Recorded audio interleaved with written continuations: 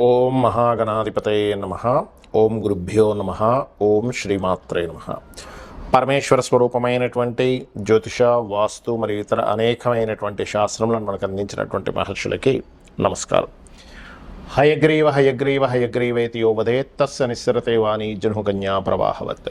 అరుణాం కరుణాతరంగితాక్షీం ధృతపాశాంకుశపుష్పబాణచాపాం అనిమాదిభిరావృతాం మయూకైః అహమిత్యేవ విభావయే భవానీం. శ్రీమాత్రే నమః.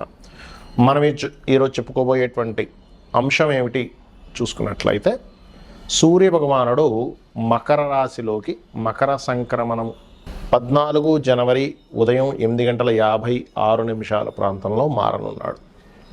అయితే ఈ యొక్క మకర సంక్రమణంలో సూర్య భగవానుడు వెళ్ళేటప్పుడు ముఖ్యంగా ఆరోగ్య ప్రదాత మరియు పేరు ప్రఖ్యాతలు తెచ్చేటువంటి గ్రహము ఎంటర్ అయ్యేటప్పుడు ఈ సంచారం మూలంగా 12 లగ్నాల వారికి, లగ్నం తెలియని వారి రాశి వారికి ఏ విధమైనటువంటి మంచి ఫలితాలు రానున్నాయి, ఏ విషయాల పట్ల అక్కించి జాగ్రత్త వహించాలి, మరియు ఏ పరిహారం చేసుకోవాలి. ముఖ్యంగా మనకి సంక్రాంతి ఆ రోజు సంక్రమణం జరుగుతుంది కాబట్టి అందరూ కూడా వారి వారి యొక్క పితృదేవతలకి,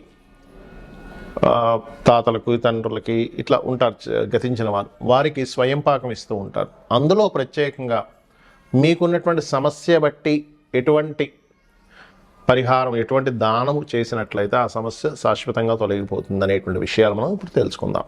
కన్యా లగ్నము, కన్యారాశి. మీకు ఈ విషయాలు చెప్తుంది నేనైనప్పటికీ కూడా చెప్పిస్తుంది సాక్షాత్ లలిత అమ్మవారిగా భావిస్తూ 12వ అధిపతి అయినటువంటి రవి భగవానుడు ఎవరైతే ఉన్నారో పంచమ స్థానంలో సంచరిస్తున్నాడు. ఇది మీకు ఇచ్చేటువంటి ఫలితం ఏమిటి రవి సంక్రమణం వల్ల అంటే, మీరు ఎప్పటి నుంచో మీ యొక్క సంతానాన్ని విదేశాలకు పంపించాలనే ప్రయత్నం కొంతవరకు ఫలిస్తుంది, కానీ అందులో కొంత స్ట్రెస్ కూడా ఉంది చెప్పాలంటే. ఎందుకంటే ఎంతైనా పాపి కదా, ఎంత 12వ అధిపతి 5లో ఉన్నప్పటికీ పాప వెళ్ళి మనకి 5వ స్థానంలో ఉన్నాడు కాబట్టి పంపిస్తాడు, కానీ స్ట్రెస్ఫుల్గా చిన్న చిన్న ఈగో క్లాషెస్ వస్తూ అలా పంపిస్తాడు. అయితే మీకు ఏ విషయంలో చాలా బాగా కలిసి రానుంది ఈ రవి సంక్రమణం వల్ల చూసుకున్నట్లయితే, ప్రత్యేకంగా మీకు కలిసి వచ్చేటువంటి ఫలితం ఇన్సూరెన్సెస్ మూలంగా కలిసి వస్తుంది.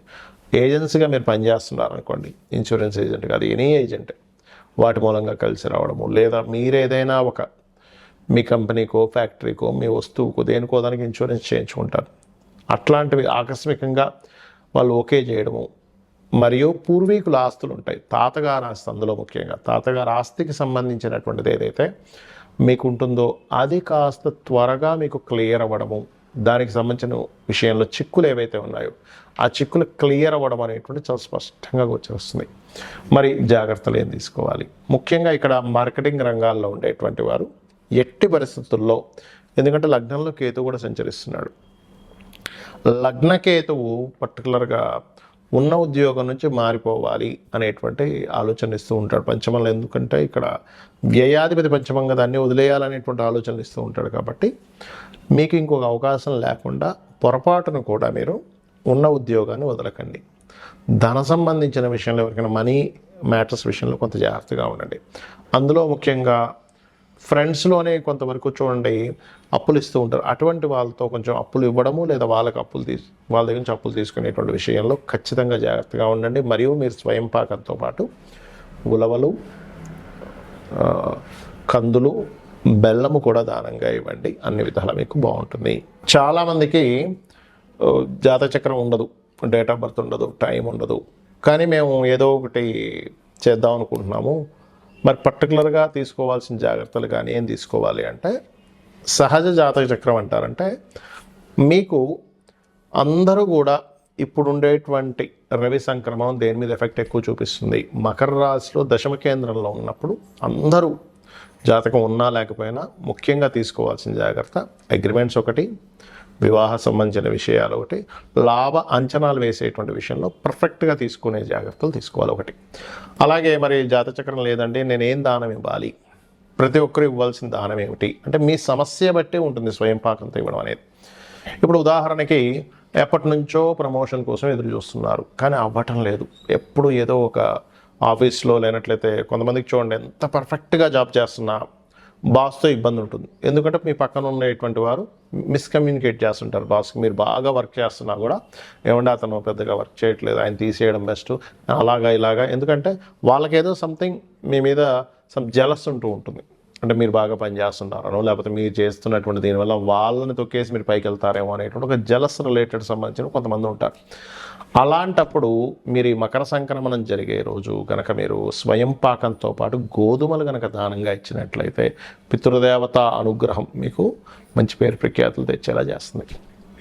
మరి కొంతమందికి మానసికంగా ఇబ్బంది ఉందనుకోండి, బాగా ప్రతిదానికి మానసికంగా స్ట్రెస్ అయిపోతున్నారండి అనుకునేటువంటి వారు బియ్యము దానంగా ఇవ్వండి.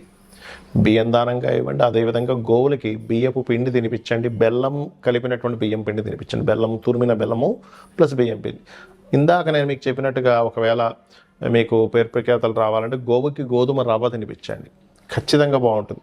అయితే ఇది ఈ రోజు ఆ రోజు అని కాదు, మకర సంక్రమణం జరిగే రోజు తినిపిస్తే చాలా మంచి ఫలితాలు వస్తాయి. మరి అదేవిధంగా మరి కొంతమందికి లైఫ్ అంతా కూడా ఏదో గొడవలు జరుగుతూనే ఉంటాయి. మీరు గమనించండి, అంటే చిన్నప్పటి నుంచి ఇంట్లో వాళ్ళతోనో, లేకపోతే వివాహం అయిన తర్వాత వివాహ జీవిత భాగస్వామితోనో, ఆఫీస్లోనో, లేకపోతే రోడ్డు మీద వెళ్తుంటే కూడా ఏదో గొడవ. ఎందుకు అలా జరుగుతుంది అంటే వాళ్ళ పర్సనల్ చార్ట్లో మార్స్ పాడైపోయి ఉంటాడు. కుజుడు కనుక పాపగ్రహ సంబంధాలు పడ్డాయి అనుకోండి, గొడవలకు కారకుడు కదా, లీడర్షిప్కి కారకుడు కదా. అంటే అనవసరంగా పిచ్చి పిచ్చివన్నీ గొడవలు జరుగుతుంటాయి. అలాంటి వారు కందులు దానంగా ఇవ్వాలి. కందులు దానంగా ఇవ్వడం, గోవులు క్యారెట్స్ తినిపించండి మకర సంక్రమణం రోజు ఖచ్చితంగా. దీనివల్ల ఏం జరుగుతుందంటే మీకు కలగబోయే యాక్సిడెంట్ యోగాలు కూడా తప్పిపోతాయి. అదేవిధంగా మరి కొంతమందికి వ్యాపారం పెడుతూ ఉంటారు, కానీ ఆ వ్యాపారం అభివృద్ధిలోకి రాదు, ఎంతో కష్టపడుతుంటారు. ఏమిటి ఎక్కడ లోపం జరుగుతుందో కూడా అర్థం కాదు. అడ్వర్టైజ్మెంట్ చేపిస్తారు, అదేవిధంగా నలుగురికి తెలిసేలా చేస్తారు, ప్రోడక్ట్ కూడా బాగుంటుంది, కానీ ఎక్కడో ప్రాబ్లం వస్తుంది. దానికి కారణం ఏమిటంటే బుధగ్రహం ఎక్కడో పాడైంది మీ జన్మజాతకంలో. అంటే పాపకత్తిరిలో ఉండడమో, నీచ స్థానంలో ఉండడం జరిగింది. అలాంటప్పుడు ఈ యొక్క పితృదేవతలకి మకర సంక్రమణం జరిగే రోజు ఇచ్చేటప్పుడు పెసలు కూడా దానంగా ఇవ్వండి. అదేవిధంగా గోవుకి ఆకుకూరలు, అంటే ముఖ్యంగా అందులో గోంగూర తినిపించండి. మరి గురుబలం పెరగాలండి అంటుంటారు, అన్నిటికీ గురుబలమే ప్రధానం కదా. శనగలు, పసుపు రంగు వస్త్రము, స్వయం పాకంతో పాటు గోవుకి అరటికాయలు తినిపించండి. వివాహం అవ్వట్లేదండి, వివాహ సంబంధించిన విషయంలో చాలా ఇబ్బంది పడుతున్నాం, లేదా అసలు ఫైనాన్సే చాలా ఇబ్బంది అవుతుంది అనుకునేటువంటి వారు ఫైనాన్స్కైనా వివాహానికైనా ఒకటే. ఏమిటది అంటే గ్రాసము మరియు అదేవిధంగా తీపి చపాతీలు, ఒక 3 చపాతీలు నూనె వేయకుండా కాల్చినటువంటి చపాతీలు తీసుకొని దానికి తేనెను పూసి చిన్న చిన్న ముక్కలు చేసి గోవుకు తినిపించేసేయండి. చక్కగా దానివల్ల ఏమవుతుందంటే సంబంధాలు ఏవైనా ఆగిపోయినవి కాస్త ముందుకు కదలడం కానీ, వివాహ సంబంధించిన విషయాలు చాలామంది లేట్ అయిపోతుంది, ఇటువంటివన్నీ క్లియర్ అవుతాయి.